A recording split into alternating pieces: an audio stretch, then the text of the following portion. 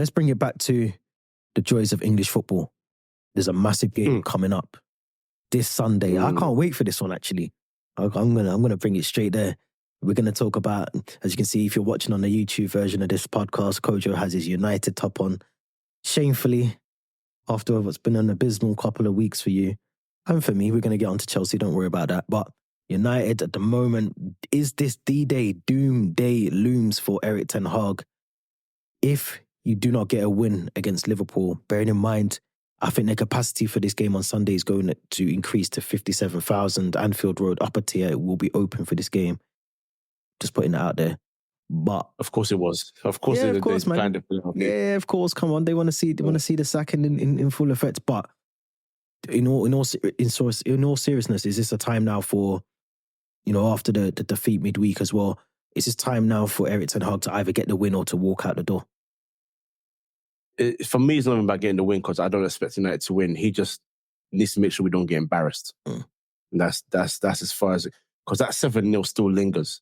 It still lingers. No matter what anyone says, it's still lingering, man. To this day, on the Free Midfield TikTok, I haven't done a TikTok since that game, and that still gets likes and views here and there because people know. See, the thing is, with Ten Hag, yeah, I'm not Ten Hag out, but my patience is running thin because I don't think he helps himself.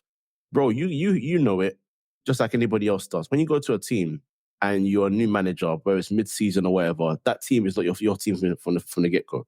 It's not. Unless you make some drastic changes within that team like Ange did. You don't see Dyer starting games anymore. You don't see Højbjerg starting games unless there's no one else available. Like, he's made immediate changes. Sarr's in there straight away. Kulusevski's playing as a 10 now. Brennan Johnson, you know what I mean? Like, there's intent behind it. So whilst I would say it's not his team yet, he's made enough drastic changes that he can play his style of football. Ten Hag's not doing that. And because you're not doing that, if you're going to use the same players that have not worked under a different style or a similar style, obviously yours, you've got to find a way to win. And you're not doing it.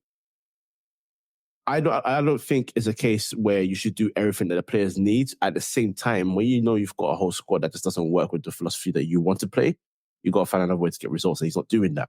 So that's where my gripe is. And that's where you're losing games like Bournemouth and all that. Now, you shouldn't really have to, do much, with all due respect to Bournemouth, but you shouldn't have to do much when you're at home, when you're Man United to beat Bournemouth.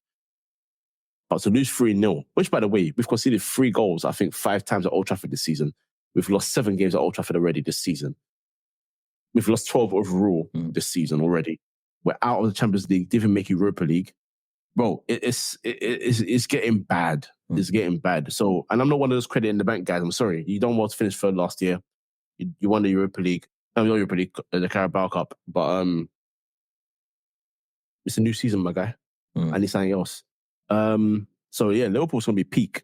I'm just hoping it's not 7-0. I'm hoping it's a draw. I would love a win, but I'm hoping it's a draw. But if we're gonna lose, no more than by like a 2-goal margin. Anything else, I think it's looking a bit tough for him, man. I don't know. I think you're right. I personally think that it is sackable form. 100%. I said the same about Pochettino.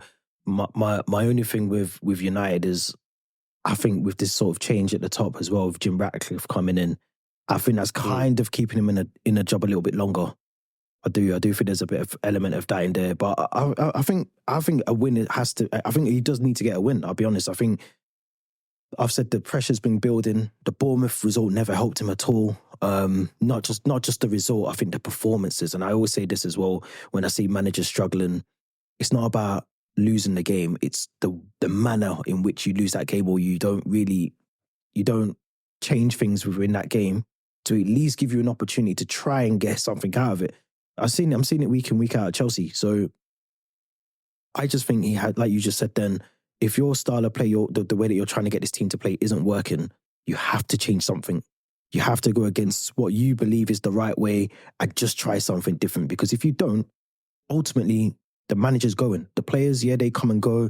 Contracts expire, people move on, whatever. But the manager's the first one that people point the finger at. You might not even be at fault. You could look at maybe, Anthony hasn't done what he's supposed to be doing in that squad. You could probably argue that Martial at times hasn't done what he's supposed to do. Rashford has had good parts of his career at United, but then there's a lot of times where he goes a bit missing as well. So, you could add a lot of players into there. Do you know what I mean? And I think obviously Rasmus Højlund is coming on a massive expectation with the fee and everything. I don't think he's got a Premier League goal yet, but you know that it's going to click for him one day, but it kind of needs to happen now for the price that he's been coming for.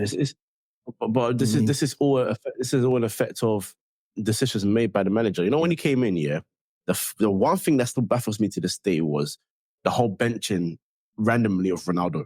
Yeah. To this day, I still don't understand it because, like, you came in and you got asked a very stupid question in a press conference: "Is what does Ronaldo bring to your team?" And you were like, "I mean, come on, goals. Like, what kind of question is that?"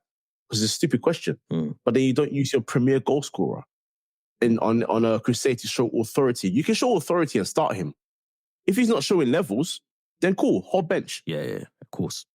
Very simple. But if from day one you benched him, said he's out of the team, and then you continue to do that, the one game you get him onto the pitch after about 10 minutes because Martial, of course, got injured. He scored the winner for you and had a good game. You say he didn't press. Martial doesn't press. Rashford doesn't press. Sancho doesn't press. Anthony doesn't press. Weghorst, you thought would press. Bregor didn't press for you well either. Like, there's been a continuation thing. He's done some good things, but the negative things that he's did are now starting to catch up with him.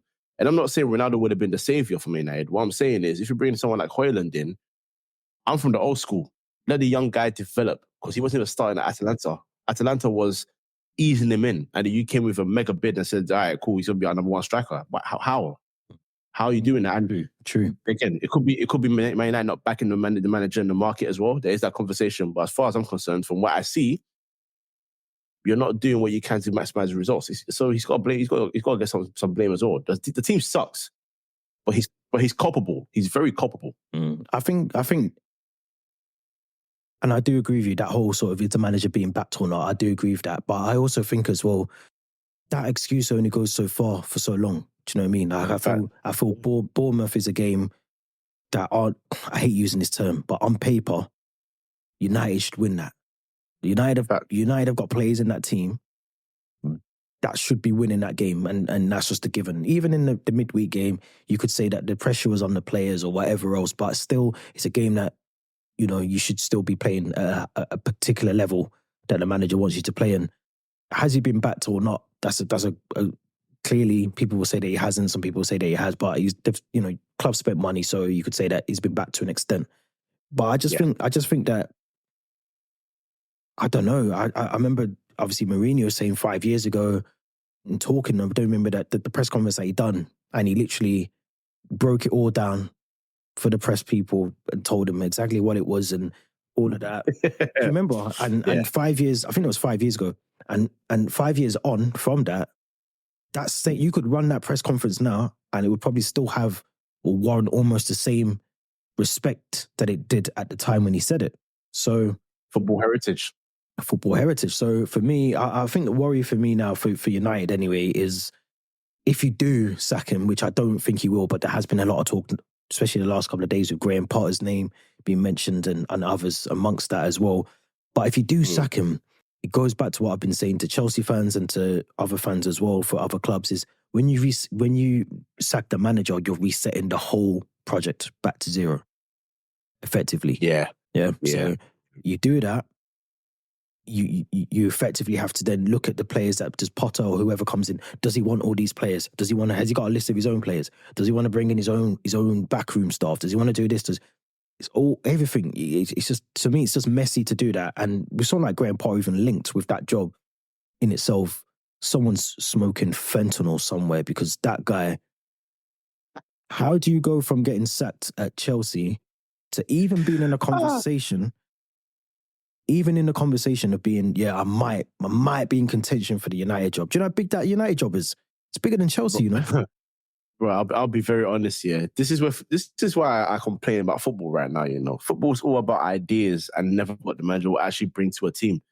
Like, this is why, I'll be very honest, when we were linked with Pochettino and Ten Hag, the reason why I wanted Pochettino above Ten Hag, and the reason why I said to you, I think, in one of the early episodes, that I think if you swap them around, you'd actually get better results, is because Pochettino's style of football is a lot more direct and a lot more compact and, you know, sort of stricter.